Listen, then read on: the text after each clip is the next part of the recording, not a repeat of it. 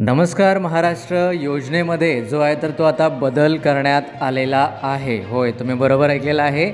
संजय गांधी निराधार योजना व श्रावणबाळ निराधार योजना व सर्व निराधार योजनांमध्ये काही महत्त्वाचे बदल करण्यात आलेले आहेत.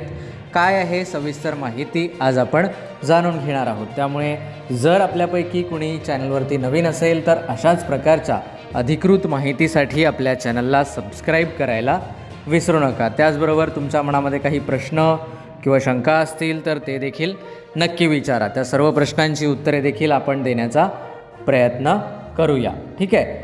तर बघा, आता योजनेमध्ये काय बदल करण्यात आलेला आहे. तर काल मी जसं तुम्हाला सांगितलं त्याप्रमाणे या पुढील जे आहे तर ते महिन्याचे अनुदान म्हणजेच एप्रिल महिन्याचे अनुदान तुम्हाला जे आहे तर ते सामाजिक न्याय विभागाच्या अंतर्गत न मिळता दिव्यांग लोकांना, खास करून दिव्यांग लोकांना स्वतंत्र अनुदान जे आहे तर ते मिळणार आहे. म्हणजे दिव्यांग मंत्रालय जे आहे, दिव्यांग कल्याण मंत्रालय, त्या माध्यमातून ते अनुदान तुमच्या खात्यामध्ये वितरित केलं जाणार आहे. ठीक आहे. आता याचा काय परिणाम होणार आहे, तर याचा खूप मोठा परिणाम होणार आहे. महत्त्वाचं म्हणजे आता जसं या महिन्याचे जसे अनुदान जवळजवळ सारख्याच तारखेला अनुदान वितरणाची प्रक्रिया सुरू होते, तसे पुढील महिन्यापासून होणार नाही. होऊ शकेल दिव्यांग लोकांना आधी अनुदान येईल आणि त्यानंतर जे आहे तर ते इतर सर्व लाभार्थ्यांना अनुदान येईल. अशा पद्धतीची काहीतरी होऊ शकेल कदाचित, असं मला वाटत आहे. कारण काय होणार की दिव्यांग कल्याण मंत्रालय हे थोडं प्रगतीपथावर आहे आणि आता तुकाराम मुंडेजी असल्यामुळे त्यांचे कामाची जी गती आहे तर ती जास्त आहे. त्यामुळे कदाचित दिव्यांग लोकांना पुढील महिन्यापासून पैसे आधी अनुदान येईल आणि त्यानंतर जे आहे तर ते इतर लाभार्थ्यांना अनुदान येईल. हे असं होण्याची दाट शक्यता आहे आणि असं होईल असं मला देखील वाटत आहे माझा आत्तापर्यंतच्या अभ्यासानुसार. ठीक आहे. त्याचबरोबर आता हे मोठे बदल झालेले आहेत, त्यामुळे अशा प्रकारे जे आहे तर ते अनुदान वितरणाची प्रक्रिया होईल. आणि त्याचबरोबर आता तुम्हाला काय करावे लागणार आहेत, तसं काल मी सांगितलेलं आहे, परंतु बऱ्याच लाभार्थ्यांपर्यंत तो कदाचित व्हिडिओ पोहोचलेला नाही. त्यामुळे आता सर्व तालुक्यांना सूचना देण्यात आलेल्या आहे की तुम्ही तुमच्या विभागात असलेल्या सर्व दिव्यांग लोकांना, आता इथून पुढे जो व्हिडिओ असणार आहे म्हणजे हा व्हिडिओ, तर तो दिव्यांग लोकांसाठी महत्त्वाचा आहे. तर जे लाभार्थी ज्या ज्या तालुक्यामध्ये लाभ घेत आहेत दिव्यांग कॅटेगरीमध्ये, अशा सर्व लाभार्थ्यांनी याआधी डॉक्युमेंट्स दिलेले असो की नाही दिलेले असो, अशा सर्व लाभार्थ्यांनी ते डॉक्युमेंट्स जे आहेत तर ते जमा करायचे आहे. कुठे, तर तहसील कार्यालयामध्ये. आता जमा करायचे म्हटल्यानंतर तुम्ही आजच जाऊन जमा कराल का, तर अजिबात नाही. कारण अद्यापही फेब्रुवारी मार्च महिन्याचे जे अनुदान आहे, फेब्रुवारीचे तर आलेले आहे, परंतु काही लाभार्थ्यांना फेब्रुवारी व मार्च, तर मार्च महिन्याचे अनुदान आहे तर ते येणे अजून बाकी आहे. आणि त्या कारणामुळे ते आल्यानंतर तुम्ही ही प्रक्रिया केल्यास तुम्हाला योग्य राहील. बघा, आत्ताही केली तरी काहीही हरकत नाही, परंतु ती प्रोसेस पूर्ण होऊ द्या एकदा आणि त्यानंतर या प्रोसेसची सुरुवात होऊ द्या. कारण एप्रिल महिन्याचे अनुदान उशिरा येईल पहिल्या महिन्याचे, कारण याच महिन्याचे जर अनुदान उशिरा आले तर पुढील महिन्याची प्रक्रिया पूर्ण करायला वेळ लागणार आहे आणि त्यामुळे तुम्हाला त्या महिन्याचे अनुदान उशिरा येईल. आता काय करायचं आहे, तर तुमच्याकडे असलेले दिव्यांग प्रमाणपत्र, आधार कार्ड, UDID कार्ड, एवढे डॉक्युमेंट्स तुम्हाला तिथे जमा करायचे. त्यानंतर जमा केल्यानंतर काय होणार, तर ते दिव्यांग कॅटेगरीमध्ये तुम्हाला ॲड करतील आणि तुमचा डेटा हा वेगळ्या याच्यामध्ये, म्हणजे प्रत्येक तालुक्यामध्ये दिव्यांग लोकांची एक फाईल बनवली जाईल की ही लोकं जी आहेत तर ती दिव्यांग या कॅटेगरीतून लाभ घेत आहे.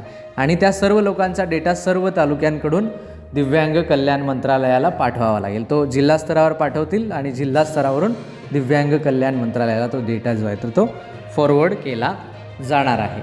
तर अशा पद्धतीचं जे आहे तर ते हे संपूर्ण प्रकरण जे आहे तर ते आहे.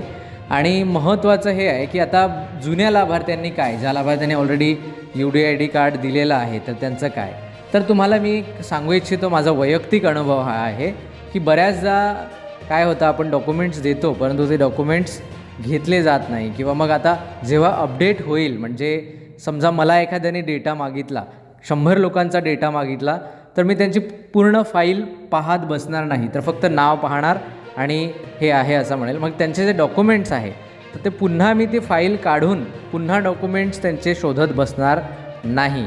का बसणार नाही, तर तुम्हाला माहिती आहे की तर मी एक असं समजा की मी तहसील कार्यालयामध्ये कर्मचारी आहे, तर मग मला काय होणार की प्रत्येकाचे डॉक्युमेंट शोधायला खूप वेळ लागणार, प्रत्येकाची फाईल बघायला, ती जुनी फाईल शोधायला, है ना.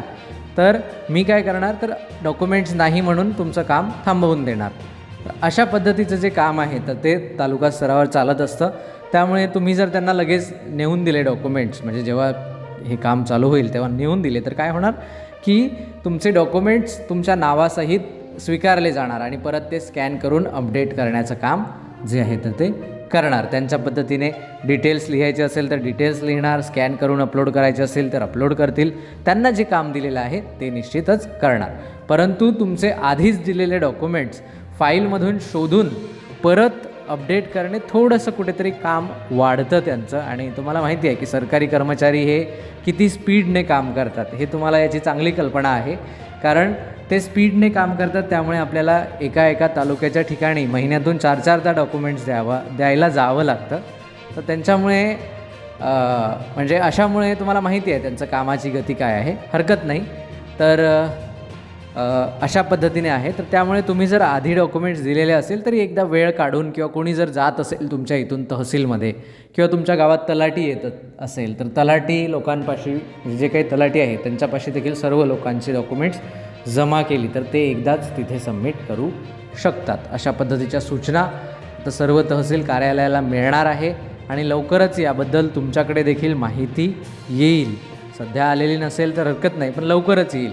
बऱ्याच तालुक्यांचं असं नियोजन आहे की हे अनुदान वितरण होऊ द्या, त्यानंतर आम्ही दुसरे अनुदान वितरणाचे प्रक्रियेसाठी ती प्रोसेस करू, अशा पद्धतीचं म्हणणं आहे. आता त्या व्यतिरिक्त महत्त्वाच्या काय सूचना आहेत, तर या व्यतिरिक्त महत्त्वाच्या सूचना ह्या आहेत की लाभार्थ्यांनी त्यांचे UDID कार्ड आधार कार्डशी संलग्न करायचे आहे आणि ज्यांचे ऑफलाईन कार्ड आहेत त्यांनी ऑनलाईन करून घेण्याची प्रक्रिया राबवायची आहे. तर अशा प्रकारे बऱ्याच महत्त्वाच्या सूचना ज्या आहेत तर त्या आहेत आणि योजनेमध्ये बदल करण्यात आलेला आहे. यापुढे तुम्हाला अनुदान जे आहे तर ते दिव्यांग कल्याण मंत्रालय या मंत्रालयाअंतर्गत वितरण होणार आहे आणि याचा निश्चितच तारखेवर 100% परिणाम जो आहे तर तो पाहायला मिळणार आहे. तर अशा प्रकारे आजची ही महत्त्वपूर्ण माहिती होती. व्हिडिओ आवडल्यास व्हिडिओला लाईक करा, चॅनलवरती नवीन असाल तर चॅनलला देखील सबस्क्राईब करायला विसरू नका. चला तर भेटूया पुन्हा एकदा एका नवीन माहितीसह नवीन व्हिडिओमध्ये. तोपर्यंत नमस्कार, धन्यवाद.